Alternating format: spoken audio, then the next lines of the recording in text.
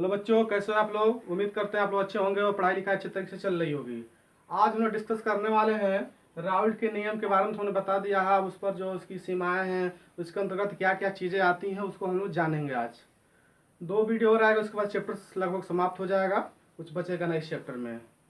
तो हमने पहला हेडिंग लिया राउल्ट के नियम की सीमाएं। जो राउल्ट का नियम हमने आपको बताया था पिछले वीडियो में, अब उसकी एक सीमा, उसी के अंतर्गत राउल्ट का नियम फॉलो करता है। अगर उसके अगल बगल जाते हैं, उससे दूर जाते हैं, तो राउल्ट का नियम वहाँ फॉलो नहीं होता। तो राउल्ट के सीमाएं कितनी हैं? तो राउल्ट की सीमाएं जो है दो प्रकार से होती हैं, और 2 बातों पर निर्भर करते हैं राउल्ट का नियम। पहला बात क्या है कि बिलियन जो है आपका तनु बिलियन पर लागू होता है। राउल्ट का नियम जो है तनु बिलियन पर लागू होता है, पहला बात। दूसरा बात आपको याद रखना है कि राउल्ट का नियम जो है वाष्पशील द्रव पर लागू होता है।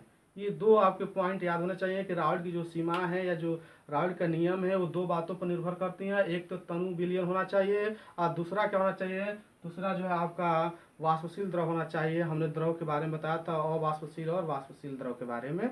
आप पिछला वीडियो देख सकते हैं, जान सकते हैं वहाँ से। अगला हमने टॉपिक लिया है आदर्श विलयन। आदर्श विलयन किसे कहते हैं? वह विलयन जो राउल्ट के नियम को पालन करता हो, उसे ही हम क्या कहते हैं? आदर्श विलयन कहते हैं। वह विलयन जो क्या करता हो, राउल्ट के नियम का पालन करता है, उसी को हम क्या कहते हैं? आदर्श विलयन कहते हैं। दूसरा हमने लिया है अनादर्श विलयन।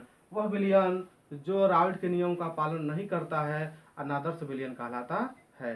राउल्ट का नियम हमने आपको पीछे बताया है, उसी पर यहाँ पर फॉलो कराना है। ये जो है आदर्श विलयन क्या करता है कि राउल्ट के नियम को पालन करता है, जबकि अनादर्श विलयन जो होता है राउल्ट के नियम का पालन नहीं करता है। अब इसमें जो भी उष्मा का निष्कासन होगा, इसमें उष्मा का निष्कासन जो होता है डेल्टा एच जो होता है वो इक्वल टू 0, यानी लगभग 0 होता है। उसमें किसी प्रकार का ऊर्जा का न अवशोषण होता है न उत्सर्जन होता है। और जबकि अनादर्श विलयन में जो delta H not equal to 0, इसमें जो है 0 के बराबर नहीं होता। ये ऊर्जा को अवशोषित भी कर सकता है और ऊर्जा को उत्सर्जित भी कर सकता है।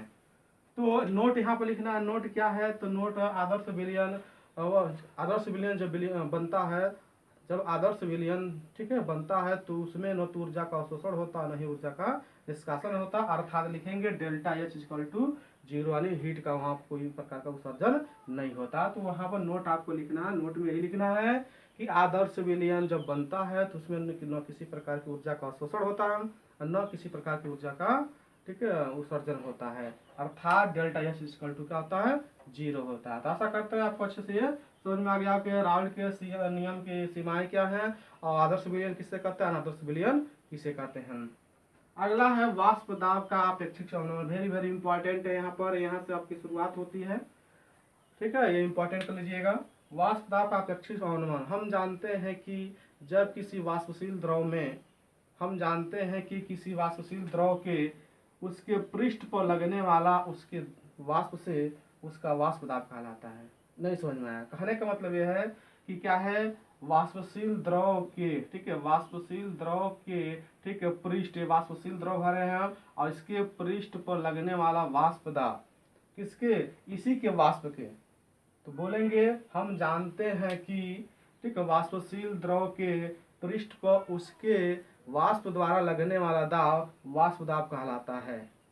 लेकिन जब हम इस वाष्पशील द्रव में, ठीक है, वाष्पशील द्रव में एक अवाष्पशील क्या करते हैं, एक अवाष्पशील विलेय मिला देते हैं, जिसके कारण इसके पृष्ठ पर कुछ अणु क्या होते हैं, और कुछ कण जो है आपके विलेय के कणों के द्वारा घिर जाते हैं, जिसके कारण हमारे वाष्पशील द्रव के कण मुक्त अवस्था में नहीं हो पाते हैं या अपने स्थान को छोड़कर नहीं जा पाते हैं, जिसके कारण इस पर लगने वाला वाष्प दाब कम हो जाता है, और इसे ही हम कहते हैं वाष्प दाब का अवनमन। वाष्प दाब का, ठीक है, अवनमन कहते हैं। केवल क्या कहेंगे? वाष्प दाब का अवनमन कहते हैं। अभी अपेक्षित अवनमन नहीं बता रहा हूँ, आपको बता रहा हूँ कि वाष्प दाब का अवनमन। नहीं क्लियर हुआ? फिर देखिए, हमने कहा कि हम जानते हैं कि वाष्पशील द्रव की वाष्पशील द्रव के वाष्प के द्वारा उसके पृष्ठ पर लगने वाला दाब वाष्प दाब, ये वाष्पशील द्रव है। अब ये उड़ के जाएगा, यहाँ हमने प्लेट लगा दिया और ये इस पर सतह पर आके इस पर लगाएगा दाब। तो वाष्पशील द्रव के वाष्प के द्वारा उसके सतह पर लगने वाला दाब ही वाष्प दाब कहलाता है। जब इसमें हम अविलेय क्या अविलेय विलेय मिला देते हैं, अवाष्पशील विलेय मिलाते हैं। जब हम इसमें अवाष्पशील विलेय मिलाते हैं तो उस विलेय के द्वारा इस विलयन में कुछ अणुओं को क्या करता है, घेर लेता है, जिसके कारण ये जो अणु मुक्त अवस्था में प्रवृत्त यानी मुक्त अवस्था में नहीं जा पाती हैं। जब ये नहीं निकल पाती हैं जिसके कारण यहाँ पर वाष्प दाब का कम हो जाता है, और जब वाष्प दाब कम हो जाता है इसी को हम बोलते हैं वाष्प दाब का अवनमन। क्योंकि ये क्या करता है, हमारा जो अवाष्पशील है वो तोड़ेगा नहीं, और साथ में जिसको घेरे रखेगा वाष्पशील को उसको भी नहीं जाने देगा। इसलिए जो वाष्प दाब था अब क्या घट गया, इसी को ही हम बोलते हैं वाष्प दाब का अपेक्षित अवनमन। अब लाइन छोड़ लिखेंगे, वाष्प दाब यानी अपेक्षित अवनमन किसे कहते हैं, तो किसी विलयन का वाष्प दाब में अवनमन तथा शुद्ध विलायक के वाष्प दाब के अनुपात को अपेक्षित अवनमन कहते हैं। वाष्प दाब का अपेक्षित अवनमन किसे कहते हैं, तो लिखेंगे, ठीक है, नीचे लिखेंगे कि वाष्प दाब का ठीक अवनमन, वाष्प दाब का अवनमन तथा शुद्ध विलायक के, ठीक है, शुद्ध विलायक के वाष्प दाब के अनुपात को हम क्या कहते हैं, अपेक्षित अवनमन कहते हैं। फार्मूला लिखेंगे, अपेक्षित ठीक है, अपेक्षित अवनमन बराबर आप लिखेंगे अपेक्षित अवनमन बराबर, ठीक है, वाष्प दाब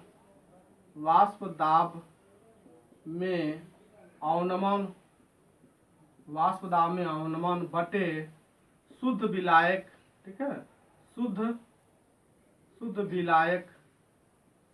शुद्ध विलायक का वाष्प दाब का अनुपात ही का अपेक्षित अवनमन है। नीचे लिखेंगे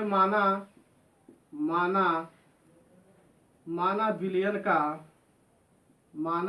का वाष्प दाब P है तथा शुद्ध विलायक का वाष्प दाब P0 है। तो जब ये शुद्ध विलायक था उस कंडीशन में वाष्प दाब सबसे ज्यादा होगा, तो माना शुद्ध विलायक का वाष्प दाब क्या P0 है जो सबसे अधिक होगा। लेकिन जैसे ही हमने विलेय मिला दिया तो ये विलयन तैयार हुआ, जिसके कारण इसका क्या हो जाएगा, वाष्प दाब कम हो जाएगा, जिसको हमने क्या माना है P।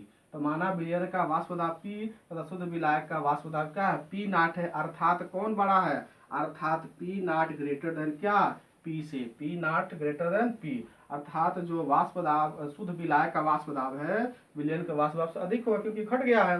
तो माना हमने मान लिया, अतः फिर लिखेंगे अतः वाष्प दाब में अवनमन, वाष्प दाब में कितना अवनमन होगा, कितना कमी होगा, तो हम जानते हैं शुद्ध विलायक का कितना है, P0 है, उसमें से घटा देंगे विलयन का, तो ये हमें पता चल जाएगा कितना अवनमन हुआ, कितना उसका वाष्प दाब में कमी हो गया है। तो अतः वाष्प दाब में अवनमन क्या होगा, P0 माइनस हो जाएगा P। अब फिर लिखेंगे इसलिए ठीक, अपेक्षित अवनमन बराबर लिखेंगे, ये वाला चीज है, अपेक्षित अवनमन बराबर वाष्प दाब में अवनमन कितना आ गया, P0 माइनस P, और डिवाइड बाई का शुद्ध विलायक का वाष्प दाब। P0 हमेशा क्या होता है, शुद्ध विलायक का वाष्प दाब। ये आपका फार्मूला बन जाएगा अपेक्षित अवनमन का, अपेक्षित अवनमन का ये फार्मूला हो गया। आशा करते हैं ये भी आपको अच्छे से समझ में आ गया, कुछ है नहीं, एकदम वेरी वेरी सिंपल है। अगला है वाष्पशील विलेय के संदर्भ में राउल्ट का नियम, और एकदम सेम ही चीज है, ठीक है, इसको भी अच्छे समझ लीजिए। वाष्पशील क्या है, वाष्पशील विलेय के संदर्भ में राउल्ट का नियम क्या कहता है, अवाष्पशील विलेय में, तो जब किसी वाष्पशील द्रव में अवाष्पशील विलेय मिलाया जाता है तो उसके वाष्प दाब में अवनमन हो जाता है। अब वाष्प दाब में अवनमन होता है तो आपेक्षिक अवनमन हो जाता है। तो आपेक्षिक अवनमन उस विलेय के मोल प्रभाज के समानुपाती होता है। नहीं समझ में आया।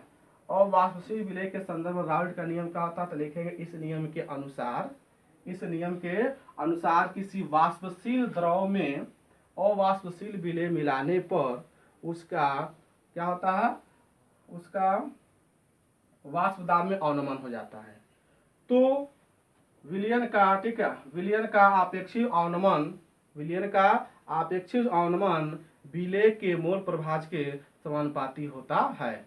अर्थात हमें बताया कि जो आपेक्षिक अवनमन है, आपेक्षिक अवनमन अभी हमने बताया P naught minus P divide by P naught, और डायरेक्टली प्रोपोर्शनल क्या आ जाएगा, इसके विलय के, ठीक है, मोल प्रभाज या मोल अंश के समानुपाती होता है। तो हमने मोल प्रभाज क्या मान लेंगे, यक्स मान लेंगे। तो ये आपका फार्मानी इस नियम के अनुसार अवाष्पशील विलय के संदर्भ में राउल्ट का नियम, इस नियम के अनुसार जब किसी वाष्पशील विलय में या वाष्पशील विलायक में जब अवाष्पशील विलय मिलाया जाता है तो उसमें क्या था, वाष्प दाब में अवनमन हो जाता है।